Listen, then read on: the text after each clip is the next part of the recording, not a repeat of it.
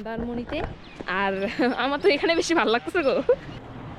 গাড়ি ঠিক করতে যে কতক্ষণ সময় লাগবে আমরা কিছুই জানি না। কদবেল মাখাচ্ছে, কদবেল মাখার অপূর্ব স্বাদ। এই যে দোকান, আর দোকানগুলো সব অনেক অনেক দোকান আছে।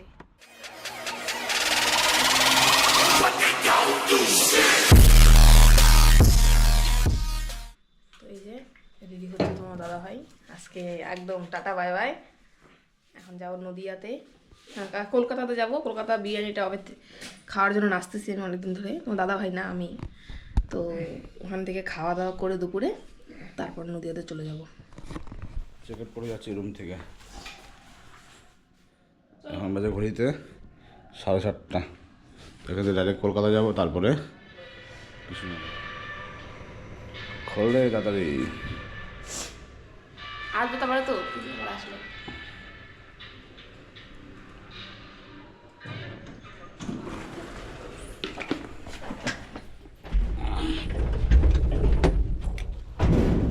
পলিসির নিয়ম থাকে, তো নিয়ম টিয়ম পালন করে আমরা এখন যাব কলকাতা যাওয়ার উদ্দেশ্যে। রওনা খারাপ না, তো তোমরাও ইচ্ছা হলে থাকতে পারো, তবে সিজন অনুযায়ী প্রায় পরিষ্কার করা হয়ে গেছে।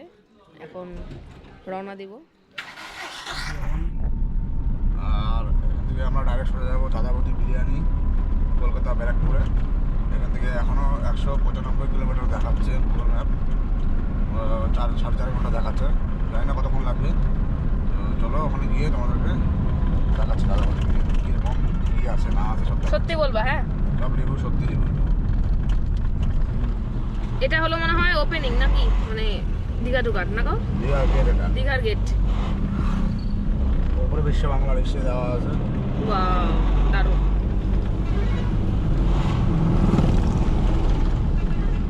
তেল ভরতে হবে। তেল ভরতে হবে, কারণ তেল নেই গাড়িতে। গাড়িতে তেল না দিলে তো গাড়ি আগাবে না। না, হ্যাঁ, আমাদের পেটে তেল দিলেও চলবে, না দিলেও চলবে, কিন্তু গাড়ির পেটে তেল না দিলে গাড়ি চলবে না। এটা কি লাস্ট তেল ভরা তোমার?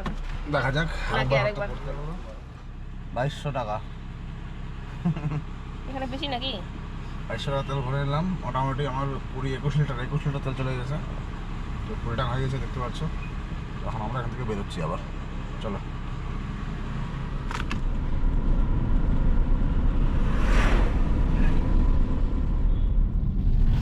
আমরা কলকাতা করতে করতে হঠাৎ করে রাস্তায় দেখলাম মন্দারমণির বোট দেখতে পেলাম। থাকতে না পেরে মন্দারমণির রাস্তা ঢুকে গেলাম। আবার কবে না কবে আসবো?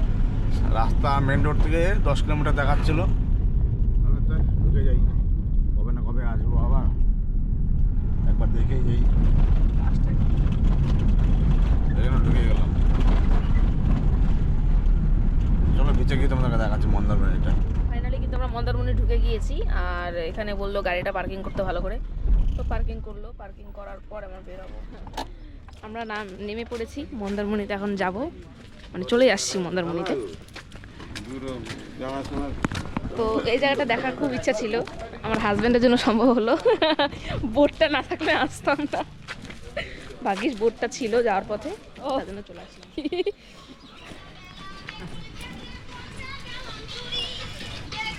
মন্দারমণিতে। আর আমার তো এখানে বেশি ভালো লাগতেছে গো। কিন্তু শোনো না, ওল দিঘাটা ভালো লাগেনি আমার, এইগুলা ভালো লাগে। রে ভাই, লাল কাঁকড়াও দেখা যায়। ফটো শ্যুট করে নিলাম, রিলস কয়েকটা বানিয়ে নিলাম, নিজেদের পার্সোনাল কয়েকটা ফটো তুলে নিলাম। তো এখান থেকে আমরা এখন বেরিয়ে যাব। সবার আগে আমাদের এখন ব্রেকফাস্ট করতে হবে, কারণ সকালে হোটেল থেকে বেরোনোর সময় কিছু খাইয়ে আসেনি। তো এখন ব্রেকফাস্ট করবো, তারপরে এখান থেকে আমরা বেরিয়ে যাবো কলকাতা থেকে। ব্রেকফাস্ট করে নেই, তারপরে কিন্তু বেরিয়ে পড়বো আমরা যাত্রার উদ্দেশ্যে। আর অনেক বলার পর দাদাবতী বিরিয়ানি নিয়ে যাবে, লাইন দিতে হয়। ও পছন্দ করে না এগুলা, তাও নিয়ে যাবে আর কি, আমার জন্য আর কি। যাই হোক, অনেক বলছি তার জন্য। খারাপ হলে পরে আমাকে আবার বড় কথা শোনাবে সারা রাস্তায়। রেস লাগাতে পারি না। দেখো তোর কমপ্লিট, আমার দেখো অর্ধেকটাই পড়ে আছে। স্পিডে, খুব স্পিডে খায় ও। স্পিডে না, মানে ধীরে সুস্থে খায়, তবে আমি পারি না। মোটামুটি 10-12 কিলোমিটার মতো এসেছি। তো এখন গাড়িটা একটু সাইলেন্সারে আওয়াজ হচ্ছে, কোনো নাট ঢেলা হয়েছে হয়তো। মিস্ত্রিকে দেখাচ্ছি, মিস্ত্রি এখন এটাকে খুলে ঠিক করে দেবে।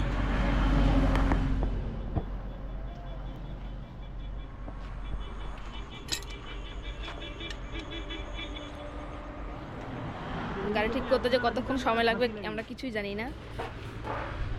ভালো হয়েছে, ঠিক করে নিলাম, আর ঠিক করতে হবে না। একটা খুব আওয়াজ হচ্ছিল, ওই আওয়াজটাই ঠিক করছে, এমনি সব ঠিকই ছিল।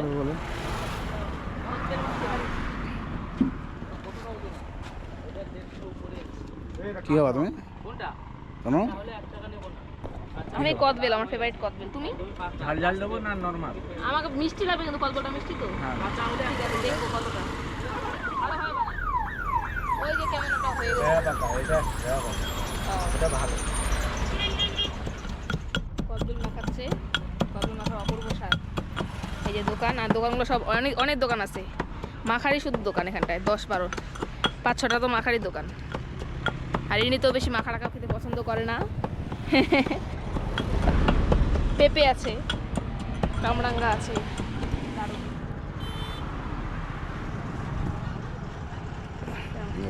যেহেতু আমার বর একটু কম খায়, আমার খিরা মেখে দাও, বেশি একটা দাও, পাইতে দাও। ভালো না কেন?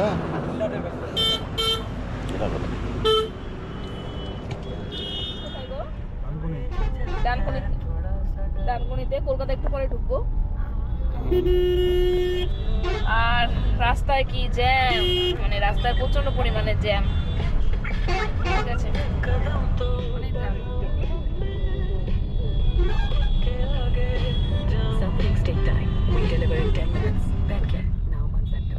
কি করব, যেতেই হবে, জ্যাম হলেও অপেক্ষা করতে হবে। তো আমরা সবাই জানি কলকাতা একটা যানজটবহুল এলাকা, তো এই জন্য তো হবে। দেখো গাড়ি চালাচ্ছে এক নাগারে একদম। খিদা পাইনি তোমার? খিদা পাইনি।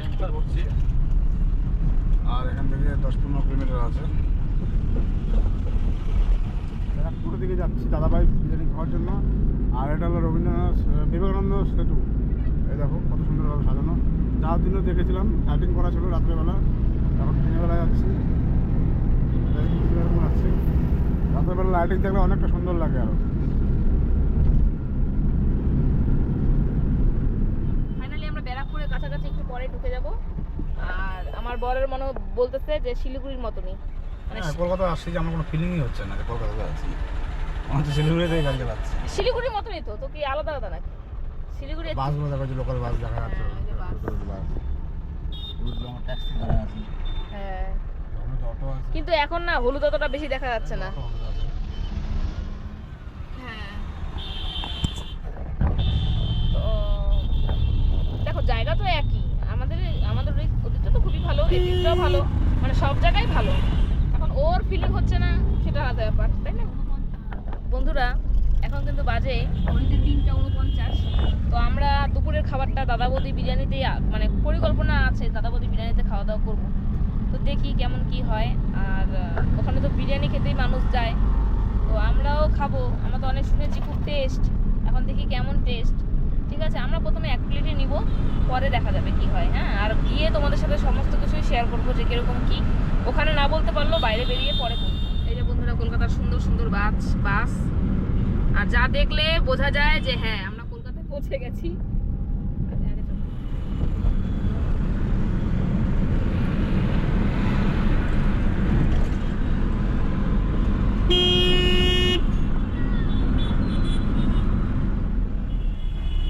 মানে আমার বরের অনেক বিরক্ত লেগে গেছে যে এত পরিমাণে জাম। ঠিক আছে, মানে ক্ষণিকে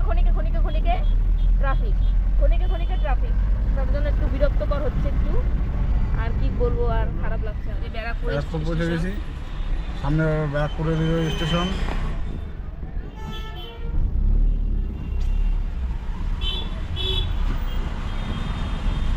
প্রচন্ড ট্রাফিক।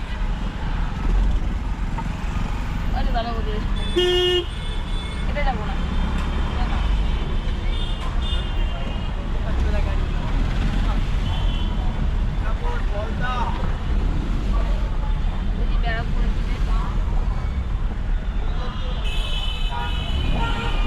গাড়িটাকে ডাকবো না পার্কিংয়ে? ওই রে, হ্যাঁ এইটা।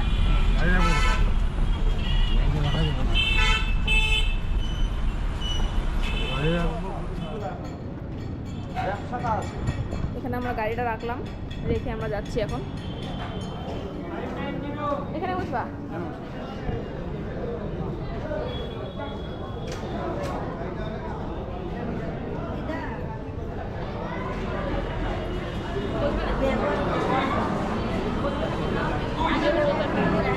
ঠিক আছে। চলে এসেছি। আর কৃষ্ণনগরের রাস্তাঘাটগুলো কিন্তু বেশ খুব সুন্দর, আমার বর তো বলছে, খুব বলে সুন্দর। তো এখন আমরা যাচ্ছি মামা বাড়িতে, মানে মামা শ্বশুরের বাড়ি, ওর মামা বাড়ি, আমারও মামা বাড়ি এখন। তো যাই হোক যাচ্ছি কারণ একটাই, আর এমনি তো এদিক দিয়ে যেহেতু যাচ্ছি বাড়িতে, তা ভাবলাম যে একটু ঢুকে যাই, দেখা করে যাই। আমরা 1.5 বছর আগে এসেছিলাম, 1.5 বছর পর যাচ্ছি আবারও। তো মাঝখানে মামা শ্বশুরও মারা গিয়েছে, বড় মামা না মেজো মামা শ্বশুর মারা গিয়েছে, তো তখন তো আসতে পারিনি, তখন মা এসেছিল। যাই হোক খারাপ লাগছে, তো তখন আসতে পারিনি কোনো কারণবশত। তো যাওয়ার পথে দেখা করে যাব।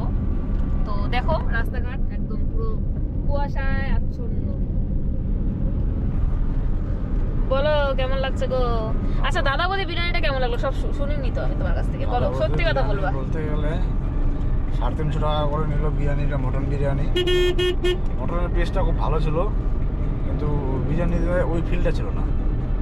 কোন ফিলটা? মানে আমাদের শিলিগুড়িতে যেরকম একটা বিরিয়ানি ফিলটা যে থাকে, আচ্ছা ওই ফিলটা ছিল না। মটনের পিসটা ভালো ছিল, কোয়ান্টিটিও 350 টাকা আছে, কোয়ান্টিটি ঠিকঠাক আছে। ঠিকঠাক আছে কোয়ান্টিটি। আর একজনের দ্বারা সম্ভব না 350 টাকা বিরিয়ানি। আমরা তো পারিনি। দুটো বিরিয়ানি নিলে 3 জন। আমি তো পারিনি, তাও ও তো খাইছে অনেকটাই। দুটো বিরিয়ানি নিলে 3 জন খাওয়া যাবে। হ্যাঁ হ্যাঁ হ্যাঁ হ্যাঁ। আমাদের রায়তা নিয়ে এসেছিলাম। রায়তাটা বেকার বেকার। আমার পছন্দ হয়নি, কারণ রায়তার মধ্যে আমাদের ওদিকে যেরকম হয় পাহাড়ি সাইডে দই থাকে, পেঁয়াজ কাটা থাকে, মাঝখানে কিছু স্যালাড টাইপের কিছু থাকে। যাই হোক কিন্তু এটার মধ্যে একদম চাটনির মতন, একদম রায়তাটা খেলাম চাটনির মতন। মানে টেস্টের দিক থেকে যদি বলি, আমি বলছি শিলিগুড়ি আর কলকাতার বিরিয়ানির মধ্যে যদি আমরা পার্থক্য করতে যাই, তাহলে আমি একটা পার্থক্য করতে পারবো। এই পার্থক্যটা হলো আমার তোমার পিসের দিক থেকে, মাংসের যে পিসের দিক থেকে শিলিগুড়িতে যেখানে আমরা খাই, সে জায়গায় পিসটা মানে অতটা মানে জুসি টাইপের না। আবার দাদা বৌদি এখানে কিন্তু জুসি টাইপের, আমি যা বুঝলাম, মানে খুব সুন্দর সফট। আর চালের দিক থেকে আমাদের শিলিগুড়ির চাল, মানে চালের মানে যে ইটা হয়, চালটা খুব সুন্দর করে বানাই, মানে ওইটার টেস্টটা না আমাদের শিলিগুড়িতে বেশি ভালো। ঠিক আছে, আপনারা খেলে হয়তো বুঝতে পারবেন। তবে যাই হোক, যার যেটা ভালো লাগে। আর দাদা বৌদির বিরিয়ানিরও ঠিক আছে, আর কোয়ান্টিটি হিসাবে আমাদের শিলিগুড়িতে প্রাইস হিসাবে ঠিক আছে, আর এখানেও প্রাইস হিসাবে ঠিক আছে, তাই কি না বলো? হ্যাঁ একদম বেস্ট। শুধু খালি চালের দিক থেকে একটু মানে আর কি আমার খাবারের কাছে একটু খারাপ লাগলো। আর যাই হোক সবই একদম টোটালি ভালো ছিল। আর হ্যাঁ মানে ভেতরের ব্যবহার, মানে লোকজনের ব্যবহার এত ভালো, সবার ব্যবহার খুবই ভালো। ওকে তো একটা ম্যানেজারও আসার সময় বললো যে কেমন হয়েছে রান্না, মানে বেশ খুব ভালো লাগলো। আর গাড়ি নিয়ে যারা আসবেন তারা কিন্তু পার্কিং করতে পারবেন পাশে। ঠিক আছে, তো এখানে আসা কোনো ব্যাপারই না। আর হ্যাঁ একটা কথা, বিল কত হয়েছিল বলো তো আমাদের একটু? আমাদের দুজনে মিলে দুটো বিরিয়ানি আর দুটো রায়তা আর স্যালাডটা ফ্রি দিয়েছিল। স্যালাডটা ফ্রি ছিল, দুটো রায়তা, দুটো বিরিয়ানি আর দুটো কোল্ড ড্রিঙ্ক ছিল, মশলা কোল্ড ড্রিঙ্ক। আমাদের বিল উঠছে 1120 টাকা। আমাদের বিল উঠেছে 1120 টাকা। আর এই জলের বোতল আমাদেরকে ফ্রি দিয়েছিল 1120 টাকা। মশলা কোক যেটা দিয়েছিল আমাদেরকে, মশলা কোকটার দাম আমার হিসাবে মনে হয় বেশি হয়ে গেছে, কারণ দুটো মশলা কোক মিলে 230 টাকা নিয়েছে। আচ্ছা ওটা হবেই, কারণ কি ওদের মানে হোটেলটা অনেক বড়ই, মানে ওখান থেকে তো ম্যানেজ করতে হয়, আমাদের থেকে টাকা পয়সা বেশি করে নিতেই হয়। তো যাই হোক মানে ভালোই আছে, ঠিকঠাক, অসুবিধা নাই। তবে মানে যদি তুলনা করতে চাই শিলিগুড়ি আর কলকাতার বিরিয়ানির দাম, মানে দাম হিসাবে আমাদের শিলিগুড়ির বিরিয়ানিটা কোয়ান্টিটিটা ঠিক আছে, আর এখানকার বিরিয়ানি কোয়ান্টিটিটাও ঠিক আছে, সবই ঠিক আছে, খালি চালের টেস্টটা একটু আলাদা, আর এটাই, আর কিচ্ছু না। আর দেখো রাস্তাঘাটের পরিবেশটা একদম সুন্দর, একদম কুয়াশাচ্ছন্ন, দারুণ একদম। তো আমরা যেতে যেতে হয় তখন 6:21 বাজে। মামা শ্বশুরের বাড়ি বটতলাতে, মানে একটু দূরে, আর একটু দূরে, হ্যাঁ 1 ঘন্টা। আর আমাদের নদীতে তো অনেক আত্মীয় আছে, সব আত্মীয়র বাড়িতে যাওয়া যাবে না, যেহেতু মামা শ্বশুর নেই এখন, এই জন্য ভাবলাম যে দেখেই যাই একটু মামিকে। আমার কাকার বাড়িও আছে, নিজের কাকা, আরও অনেকজনের বাড়ি আছে, অনেক আত্মীয়র বাড়ি আছে। ঠিক আছে, তারপরে নদীয়াতে অনেক লোকের বাড়ি আছে, ওর বোনদের বাড়ি আছে। ঠিক আছে, তো যাই হোক, আর এত লোকের বাড়িতে ঢোকা যাবে না, আমরা তো আসছি এক জায়গায় ঘুরতে, তো যাই যাওয়ার সময় একটু দেখা করে যাবো, আর 1 দিন 2 দিন হয়তো থাকতে পারি এখানে।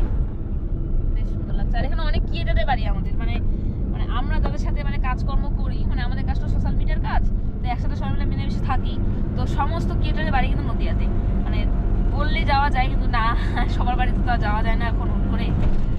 আমরা আসছি ঘুরতে, ঘুরলাম, বেশ এনজয় করলাম। আর পুরীতেও ভালো লেগেছে, দীঘাতেও ভালো লেগেছে। তবে আমার কাছে পার্সোনালি দিক থেকে উদয়পুরটা বেস্ট। উদয়পুর একদম দারুণ জায়গা, দারুণ। আর শুধু ড্রিঙ্ক যারা করে তাদের জন্য তো ভালো জায়গাই, তবে যারা রিল্যাক্স ফিল করতে আসবে তারা উদয়পুরে আসবে না, আমার কথাটা শুনবেন। মানে খুব ভালো জায়গা। আর যদি মানে খুবই শান্তশিষ্ট জায়গা লাগে তাহলে মন্দারমণি, তাই না বলা? আমার বর তো বলছে মন্দারমণিতে যদি আগে আসতে তো থাকতো এক রাত। মন্দারমণিটা খুব সুন্দর, মানে ফাঁকা জায়গা। যাই হোক চলো তাহলে বাই, মামা শ্বশুরের বাড়ি গিয়ে দেখা হচ্ছে।